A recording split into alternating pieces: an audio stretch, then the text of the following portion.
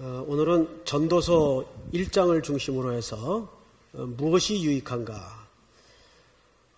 이 질문은 성경에 유일하게 이곳에 처음이자 마지막으로 등장하는 질문입니다.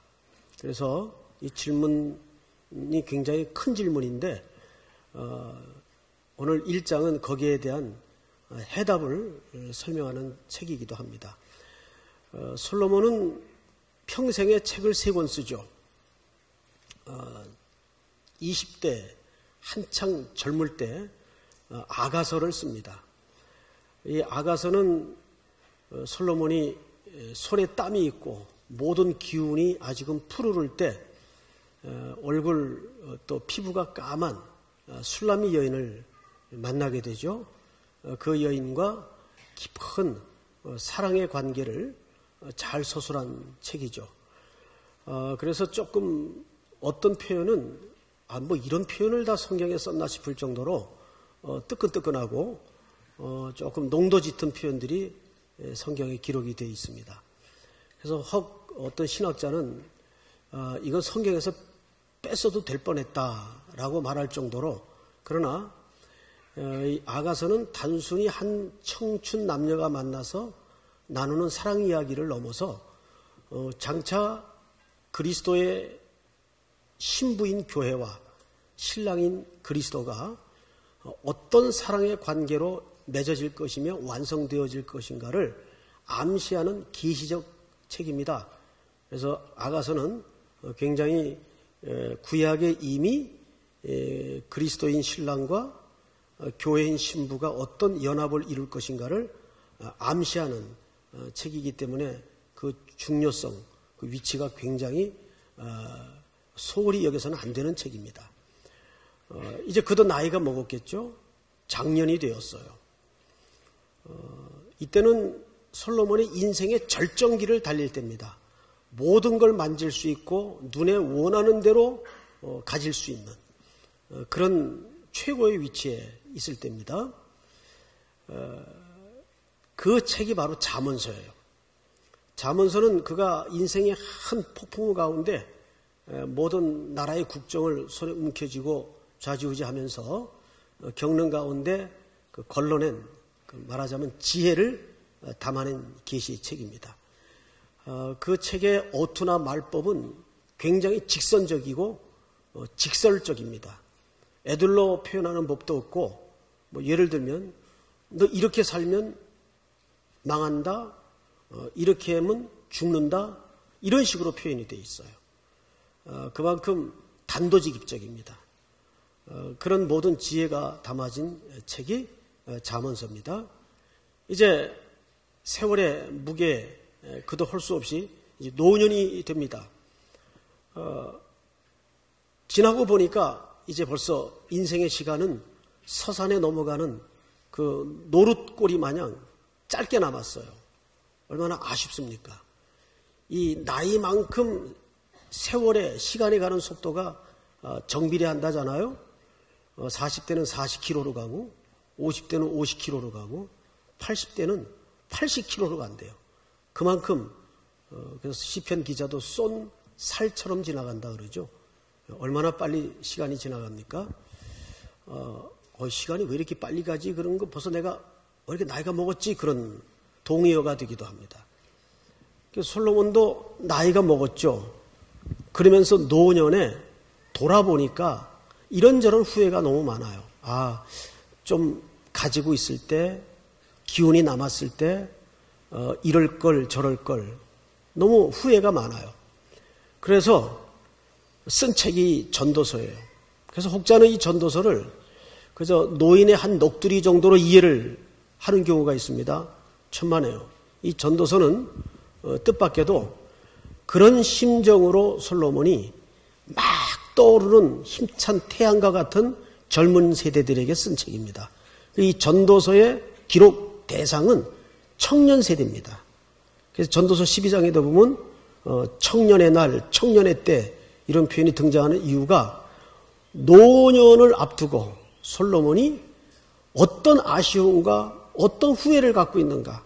그래서 젊은 세대들에게 너희들은 이런 시행착오를 겪어서는 안 된다. 이렇게 나처럼 실수를 해서는 안 된다. 이런 내용을 담아낸 책이 바로 이 전도서입니다. 그래서 지금부터 그 전도서가 어떤 의미로 시작이 되는가. 첫 번째 2절을 한번 볼까요? 우리 한번 전체가 같이 읽겠습니다. 시작.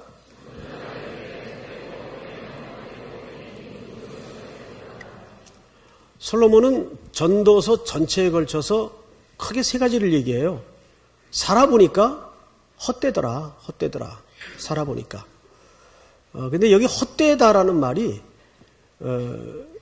이제 영어 성경에는 텅 비었다라는 의미의 vanity라는 표현을 했어요. 근데 영어의 모든 7, 80%가 그 뿌리를 두고 있는 언어가 라틴어입니다.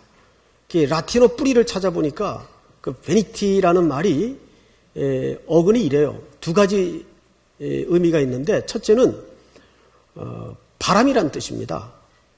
딱 잡았어요. 야, 이거다 하고 잡았는데 펴보니까 바람처럼 아무것도 없더라 그 말이에요. 텅 빈 이런 의미예요. 바람 같은 거였다. 살아보니까 바람 같은 거였다 그 말이에요. 또 하나의 의미가 뭐냐 하면 앞에 거울이 있죠. 거울 앞에 서서 자기의 모습을 한번 비춰보십시오. 그러면 그 안에 진짜 송태근이가 있는 것 같아요. 그런데 실수로 거울을 한번 깨요. 와장창 거울이 깨지면 유리조각이 무너져 내리면서 그 안에 비추었던 실체인 줄 알았던 실상 같아 보였던 그것이 어떻게 됩니까? 같이 무너져 버립니다. 허상이다 그 말이에요. 이 허상 또는 텅 빈 이 두 개의 개념이 오늘 여기 전도서의 전도자가 말하는 헛되다. 여기 무려 짧은 문장에 5번을 강조를 해요. 헛되고 헛되니 헛되고 헛되며 모든 것이 헛되다. 자, 이 얘기를 지금 누가 하고 있죠? 솔로몬이 하고 있어요. 여러분, 예를 들어 이건희 씨가 실존 살아있는 인물이라 좀 죄송하긴 한데 이건희 씨가 돈, 그거 아무것도 아닙니다. 그러면 사람들이 좀 수긍을 할 거예요. 최고의 부자가 돈 아무것도 아니라니까 거기에 좀 뭐 이유가 있나 보다. 그런데 송태근이가 돈? 아무것도 아닙니다. 그러면 쥐뿔도 가진 것도 없는 게 뭐 돈을 알아? 지가? 아마 사람들이 이렇게 웃을 거예요. 또 전직 대통령을 지냈던 분이 예를 들어서 권력? 그거 아침 안개 같은 겁니다. 해가 쿵 하고 떠오르면 언제 있었냐는 듯 자취도 없이 사라져버립니다. 그게 권력입니다. 그러면 사람들이 수긍을 할 거예요. 아, 정말 그런가 보다. 그런데 송태근이가 권력? 그거 아침 안개 같은 겁니다. 그러면 아니, 동네 반장도 안 해본 게 권력을 알아 지가? 예. 그런데 이 헛되다는 전직 대통령 정도가 아니라 최고의 지혜자요. 모든 걸 눈으로 보는 대로 가질 수 있었던 자리에 있었던 솔로몬이 한 얘기입니다. 솔로몬이 했다면 이건 끄떡거릴 이유가 있는 겁니다. 아무나 한 얘기가 아니에요. 또 평생에 그는 최고의 부자요. 또 여자도 한두 명이 아니었어요. 원하는 대로 가질 수 있던 사람이었어요. 근데 그가 인생을 첫 번째 논하기를 뭐라 그런다고요? 헛되다. 두 번째 솔로몬이 대호각성하고 깨달았던 게 인생은 불확실하더라. 살아보니까 예측대로 되는 게 아무것도 없더라. 그걸 또는 모순이라 그러죠. 여러분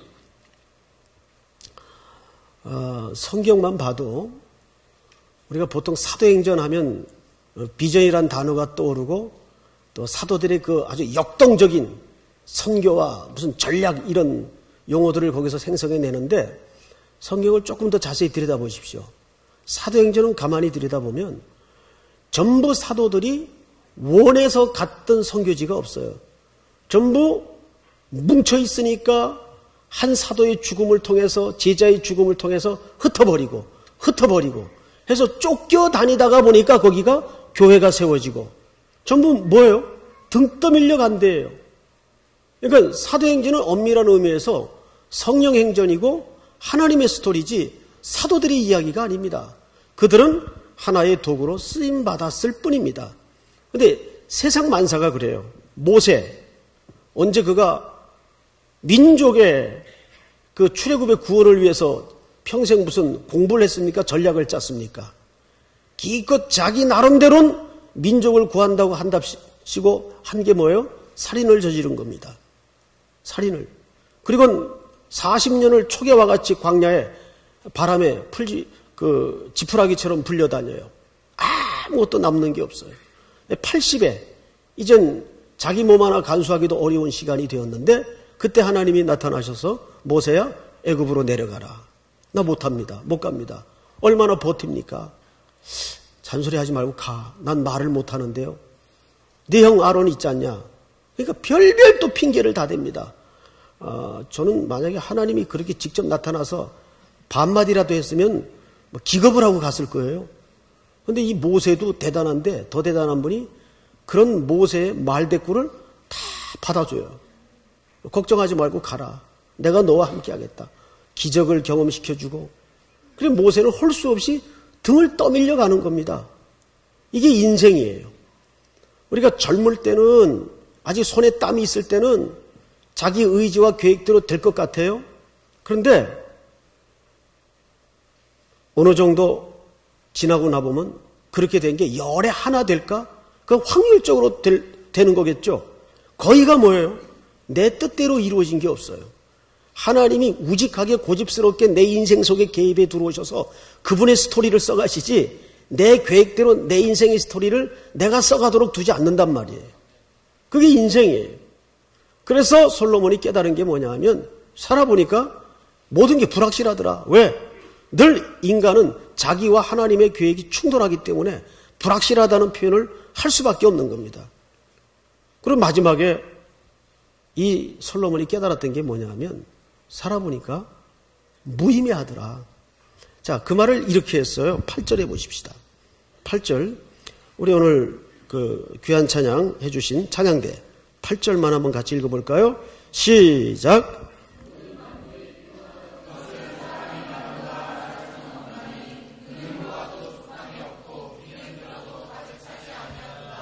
자, 이게 무슨 얘기예요? 살아보니까 모든 만물이 다 피곤하다는 거예요. 자, 그러면 이게 단순한 피로를 얘기할까요? 여기 피곤하다는 말은 무와 동의어인가 하면 정확히 이 얘기입니다. 의미가 없더라, 의미가. 자, 결국 의미가 없을 때 사람은 무슨 현상이 오죠? 예, 피로 현상이 올 수밖에 없습니다. 여기 만물이 세상사가 다 피곤하더라 이 말은 살아보니까 무의미하더라, 무의미를 얘기합니다. 단테의 글에 보면 지옥문 앞에 이런 글귀가 붙어 있죠. 이 문으로 들어오는 자는 모든 소망을 버려라. 자, 지옥에는 소망이 없겠죠. 우리 보통 일반인들이 지옥 갈 때 제일 먼저 떠오르는 첫 이미지가 뭐죠? 고통, 뜨거움. 예, 그런 묘사가 성경에 있기 때문에 맞을 거예요. 안 가봐서 모르겠지만, 갈 일도 없지만. 자, 그런데 중요한 거는 지옥이 정말 그런 육체적인 생물학적인 고통 때문에 고통스러운 것일까요? 그거는 그렇게 얘기하지 않습니다. 지옥이 왜 고통스러운가? 그것은 의미가 없는 곳이기 때문에, 무의미하기 때문에 고통스럽다는 거예요. 인간이 뜻밖의 제일 못 견디는 게 뭐냐 하면 무의미입니다. 그래서 대문호의 어떤 글에 보면 이런 가파른 언덕에 사람을 시켜서 돌을 굴러 올리죠. 다 굴러 올리면 다시 떨어뜨려요. 돌을 굴러서. 그럼 다시 올리게 합니다. 이거를 끝없이 반복시켜요. 미치는 거죠. 의미 없이 끝없이 반복하는 게 인생이에요. 이러면 사람이 미쳐요. 실제로 러시아의 어느 형무소에서는 제일 무서운 형벌이 뭐냐 하면 그 러시아의 추운 겨울에 온 땅을 파괴하는 겁니다. 파요. 다시 묻어. 옆에 또 파괴합니다. 파. 열심히 죽으라고 파요. 그러면 죄수들이 미쳐요. 점심시간쯤 되면. 왜 그럴까요? 그 땅 파는 노동의 강도가 세서 미치는 게 아니에요. 뭐 때문에 미칠까요? 무의미 때문에 미쳐요. 무의미 때문에. 우리도 왜 의미 없는 사람과 앉아서 어떤 의무감 때문에 뭔가를 해야만 할 때 얼마나 깝깝하고 힘들어요. 그런데 그 대상이 사랑하는 사람일 때 말이 달라지죠. 오죽했으면 야곱이 7년을 뭐같이? 하루같이. 예. 근데 그 7년을 노동이라고만 생각했다면 그 세월을 야곱이 견뎠을까요? 거기에 사랑이라는 목적지가 있었기 때문에, 의미가 있었기 때문에 7년을 하루같이라는 고백으로 견디었던 겁니다. 그만큼 인간은 무의미한 걸 못 견뎌요. 그런데 솔로몬이 살아보니까 인생사가 이렇게 다 무의미하더라. 그래서 솔로몬이 아주 커다란 질문 하나를 합니다. 바로 그 질문이 오늘 본문인데 3절을 한번 같이 전체가 한번 읽어볼까요? 자, 무슨 질문을 하나? 3절 시작.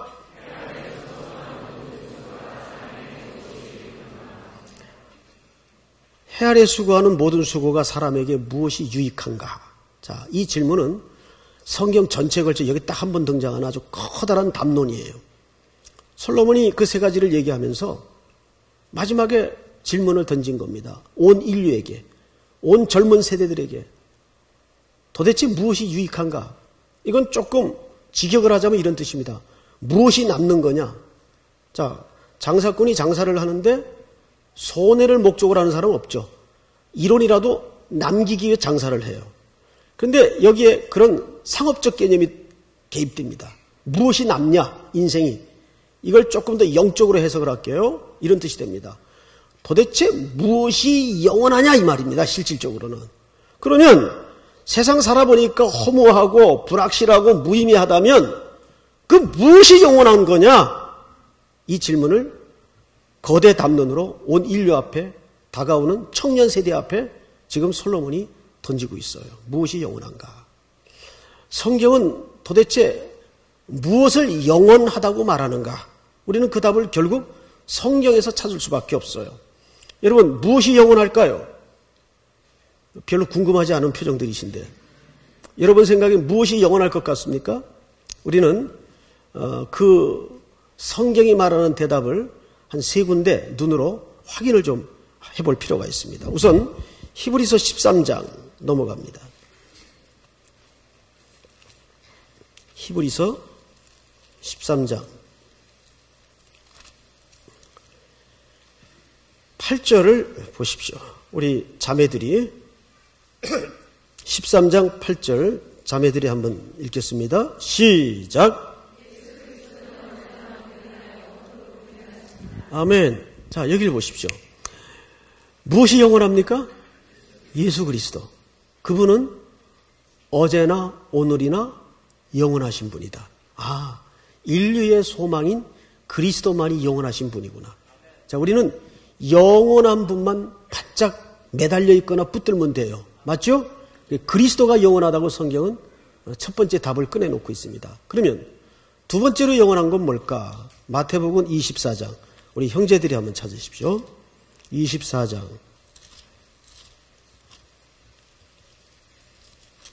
(35절)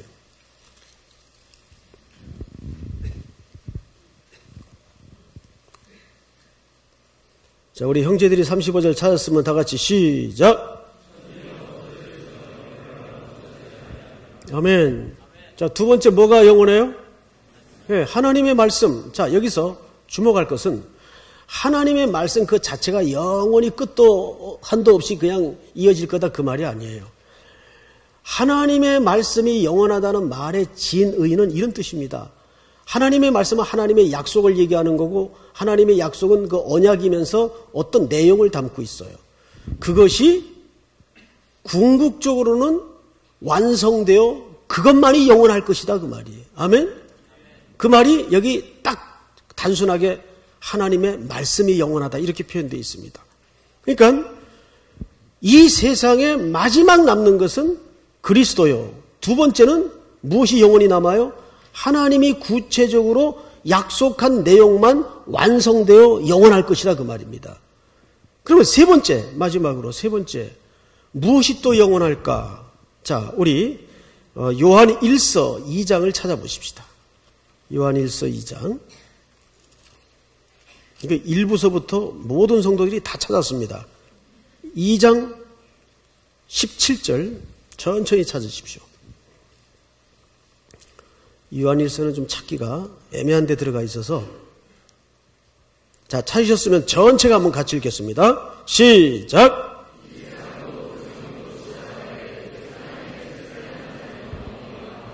아멘. 자, 정리합시다. 첫째는 뭐가 남아요? 예수 그리스도. 그분이 영원히 계십니다. 두 번째는요, 하나님의 말씀이 영원히 섭니다. 아멘. 세 번째는요, 하나님의 뜻을 행하는 자는 영원히 거하느니라. 아멘. 자, 그런데 우리는 아멘은 해놨는데 한 가지 좀 애매모호한 게 있어요. 도대체 하나님의 뜻을 행한다는 말이 무슨 말일까? 이것도 저것도 다 하나님의 뜻일 수가 있는데, 내가 뭐 누구랑 결혼해야 될지, 어떤 직업을 택해야 될지, 이것도 다 하나님의 뜻일 텐데, 성경에서 말하는 하나님의 뜻은 도대체 조금 더 구체적으로 뭘 얘기하고 싶은 걸까? 이 부분 가지고는 잘 모르겠어요. 근데 성경은 하나님의 뜻에 대해서 정확한 정의를 내려놓은 부분이 한 군데 있습니다. 우리 다 같이 요한복음 6장, 요한복음 6장. 오늘은 뭐 성경을 좀 여러 군데 찾아서 그렇지 어려운 내용은 하나도 없죠. 6장. 하나님의 뜻이 뭘까? 예수님이 하신 말씀인데 40절. 우리 전체 한번 같이 읽겠습니다. 시작.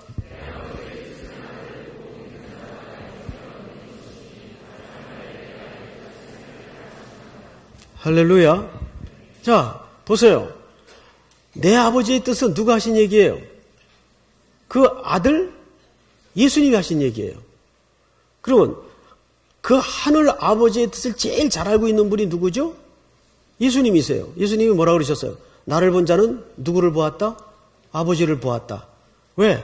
내 생각하고 아버지 마음하고 똑같기 때문에. 또 본체도 똑같기 때문에, 본질적으로 똑같기 때문에 나를 본 건 아버지를 본 거다. 그만큼 아버지의 뜻에 대해서 가장 정확히 파악하고 계신 분이 예수님이세요. 물론 이제 어떤 녀석들은 아버지 뜻을 전혀 모르는 애들도 많지만, 뭐 우리 집에도 있어요. 그런데 이건 예수님이 하신 말씀이에요. 내 아버지의 뜻은 뭐냐 봤더니 아들을 보고, 자기를 얘기하는 거죠. 그리스도를 보고 믿는 자마다 뭘 얻게 하는 거예요? 하나님의 뜻은 단순하게 줄여서 뭐라고 표현할 수가 있습니까? 모든 사람들이 그리스도를 믿고 영생을 얻는 게 하나님의 뜻이에요. 아멘? 자, 그러면 목사님 이왕 밑바닥까지 가는 김에 조금 더 합시다. 뭐냐 하면 영생이 도대체 뭐예요? 영생. 뭐 평소에는 내가 영생을 얻었고 영생을 알고 있는 것 같은데, 뭐 선교를 하다 전도를 하다 당신이 말하는 영생이 뭐요? 라고 누가 뾰족이 질문을 한다면 또 막막해지거나 딱히 대답할 정의가 별로 없는 그런 경우들이 빌비재합니다. 도대체 여기서 말하는 하나님의 뜻은 모든 사람들이 아들 예수 그리스도를 믿고 영생을 얻는 것인데, 그 영생이 뭐냐 말이에요. 그래서 요한복음 17장으로 진짜 마지막으로, 자 17장 3절을 보십시다.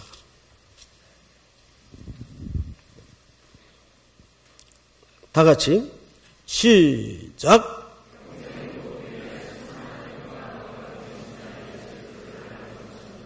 아멘. 자, 이제는 누구든지 당신 속에 있는 그 영생이 뭡니까? 라고 누가 묻는다면 여러분 무슨 대답을 해줘야 됩니까? 바로 요한복음 17장 3절의 이야기를 고백을 할 수 있어야 됩니다. 영생은 뭐예요? 3절에 보니까 곧 유일하신 참 하나님과 그가 보내신 자 예수 그리스도를 뭐 하는 것이에요? 여기 아는 것이라는 말은 믿는 것보다 더 심한 얘기입니다. 지금 무슨 얘기냐면 내가 네 안에 있고 내가 내 안에 있는다는 개념처럼 생명의 끊임없는 왕성한 먹고 마시는 관계, 교제를 얘기하는 거예요. 이게 아는 거예요. 자, 그러니까 영생은 뭐예요? 하나님과 참 유일하신 하나님과 그 보내신 자 아들 예수 그리스도를 뭐 하는 거예요? 아는 거예요. 이게 영생인데 하나님의 뜻은 모든 사람이 아들 예수 그리스도를 믿고 이 영생을 얻는 것이라고요. 그리고 그 뜻대로 행하는 자는 뭐 하다고요? 영원하다고요. 믿습니까? 자, 세 가지 영원한 것이 뭐예요? 첫째는 예수 그리스도, 둘째는 하나님의 말씀, 셋째는 하나님의 뜻대로 행하는 자. 그 뜻은 뭐예요? 모든 사람들이 믿고 영생을 얻는 거예요. 근데 영생은 뭐라고요? 하나님과 아들 예수 그리스도를 아는 것이라 그랬습니다. 이 세 개의 공통점이 뭘까요? 영원한 것에 대한 세 가지가 있었는데 이 세 개의 공통점이 뭐예요? 모든 인류를 향한 하나님의 구원 계획을 얘기하는 겁니다. 아멘? 자, 우리 이제 답은 알았어요. 답은 알았는데, 자, 그러면 우리가 이런 분명한 주제를 놓고 어떻게 살 것인가? 어떻게 살 것인가? 이게 마지막 우리의 해결점이어야 되는데, 성경에는 뜻밖에도 솔로몬이 이 전도서에 아주 중요한 해답에 가까운 것이 아니라 해답인 힌트 하나를 감추어 놨어요. 영국 속담에 보면, 앞으로 이 속담을 여러분들이 참고하시기 바랍니다. 대문 열쇠는 늘 문 가까이 숨겨놓는 법이다라는 속담이 있습니다. 우리 전부 다 가난한 시절에 열쇠 하나 가지고 식구들이 아는 비밀한 장소에 숨겨놓고 사용할 때가 있었죠. 근데 학교 갔다 오면 엄마가 그 열쇠를 그 담 셋째 구멍 그 돌멩이 밑에다가 놓을 테니까 거기다 찾아가지고 대문 열고 들어가서 그 밥 데워서 먹고 그래라. 이런 시절이 있었단 말이에요. 근데 집이 청파동인데 엄마가 그 열쇠를 저기 무슨 역삼동에다가 숨겨놓고 그러면 안 되잖아요? 응? 그러니까 늘 그 대문 열쇠는 문 어디 근처에다 숨겨놓는 법이에요. 근데 신기하게도 하나님께서 성경을 기술케 하실 때 그 챕터의 키워드가 항상 거의 1절에 숨겨져 있습니다. 그래서 1절을 여러분 다시 한번 보시기 바랍니다. 전도서 1장 1절 전체 한번 같이 읽겠습니다. 시작.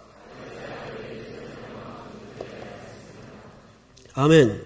자, 여기 보면 솔로몬을 세 가지로 묘사를 해요. 첫째는 다윗의 아들, 둘째는 예루살렘 왕, 셋째는 자, 이것이 한글 성경의 순서입니다. 불행하게도. 근데 여러분들이 이제 접할 기회가 없는데 이 성경의 원전인 히브리어 성경을 보면 정확하게 제일 앞에 나와 있는 단어가 전도자입니다. 그리고 그 다음이 다윗, 예루살렘 왕이에요.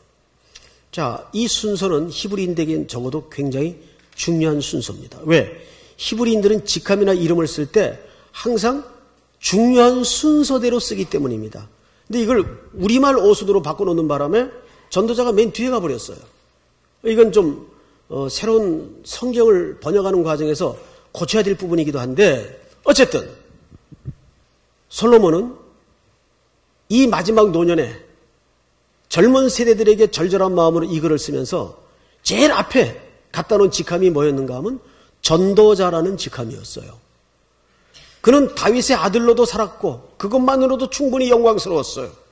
또 아버지를 이어서 예루살렘의 왕으로 산 것도 충분히 영광스러운 일이었어요. 그러나 그 두 가지의 직함으로 살았던 인생보다 더 소중하게 마지막 그리고 영원히 남을 가치의 직함은 뭐란 얘기입니까?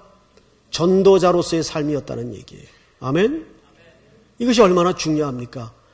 솔로몬이 이것을 제일 앞에 놓고 있어요. 저도 여러 가지 직함이 있겠죠. 목회를 하다 보니까 무슨 회장도 있고 이사도 있고 이사장도 있고 있는데 제가 어디 프로필을 줄 때 제일 앞에다 놓는 직함이 뭘까요? 제일 앞에다 놓는 직함이 삼일교회 담임 목사. 이게 제일 앞에다 놓는 직함이에요. 왜? 제일 중요하기 때문에. 어떤 때는 이거 외에는 다른 프로필을 주지 않습니다. 자, 뭘 얘기할까요? 사람은 자기가 가장 중요하게 여기는 그것을 제일 앞에다 놓도록 되어 있습니다. 근데 솔로몬은 지금 이 마지막 글에다가 다윗의 왕도 중요하고 예루살렘 왕도 중요하지만 더 중요한 것은 뭐예요? 전도자로서의 삶을 자기는 가장 영원히 남는 가치로서 평가받고 싶은 거예요. 이것이 다윗의 진실한 고백이고 우리가 어떻게 생을 정리하고 마감해야 될 것인가를 남은 순례길을 가야 될 것인가를 말해주는 중요한 대답입니다. 이제 3.1교회 부임해서 이제 한 달이 지금 넘어가고 있어요. 이제 한 달하고 2주가 지났는데, 들어와서 많이 놀래고 있고 또 놀란 것들이 뭐냐면 거의 모든 교인들이 1년에 사실 직장인들이 생업에 종사하는 분들이 자기 휴가를 잘라서 그리고 그 시간을 이런 기회로 선교회 하는 기회로 드린다는 게 여러분들 늘 하니까 의리에 그러려니 하고 하시는지는 몰라도 이게 이제 객관적인 입장에서 쉬운 일은 사실 아닙니다. 어려운 일이에요. 게다가 뭐 회비도 또 내야 돼요. 그것도 뭐 싸지도 않더라고요. 저도 제주도 따라갔는데 목사님 한 분이 와가지고 회비 내라 그래서 회비 냈어요. 회비 15만 원. 그러니까 참 놀랬어요.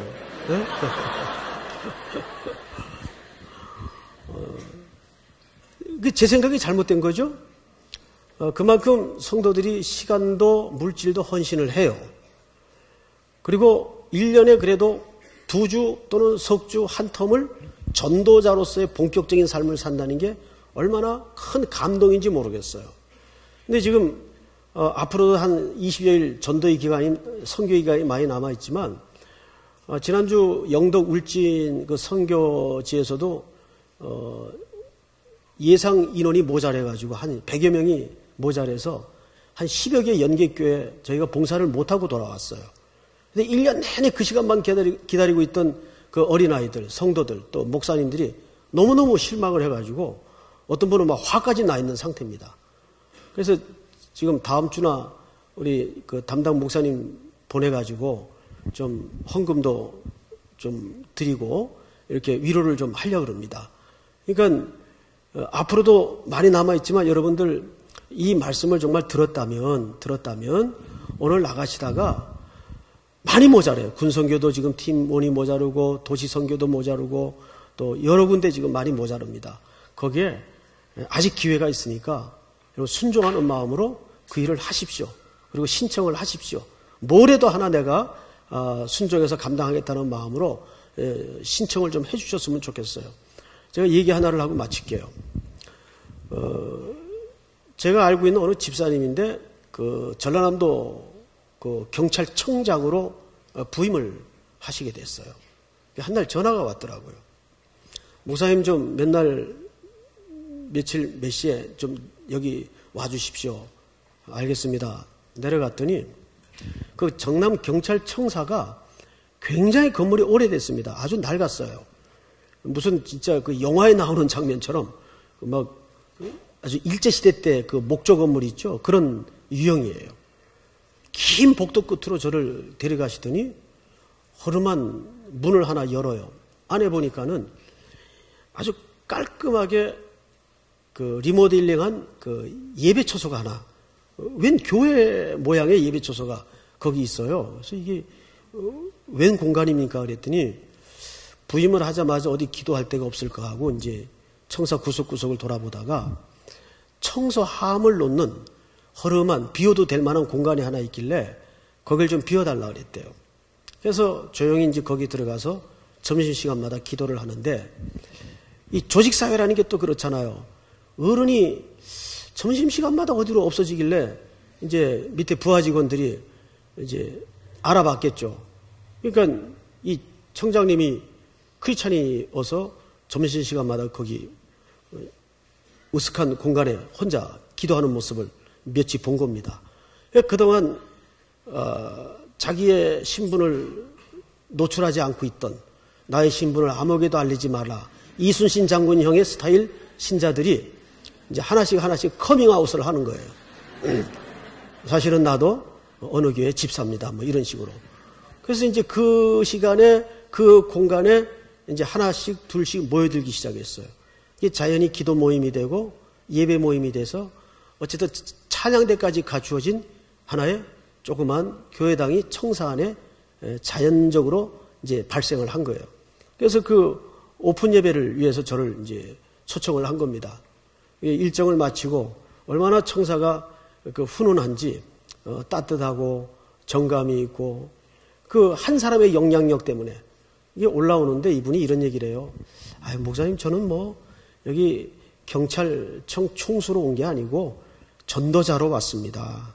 믿지 않는 영혼들을 위해서 전도하려고 전도자로 왔습니다. 그러니까 청장님이 매점에 가서 매점 물건 파는 자매한테도 아주 친절하게 직접 물건을 주고 사고 팔면서 또 사면서 이렇게 따뜻한 말을 건네고 또 전도를 하고 하는 모습을 보면서 나는 여기 경찰 책임자로 온 게 아니고 전도자로 왔습니다. 이것이 바로 우리 그리스도인들이 삶의 현장에서 순종하고 녹아져야 될 삶의 본질이라고 저는 믿습니다.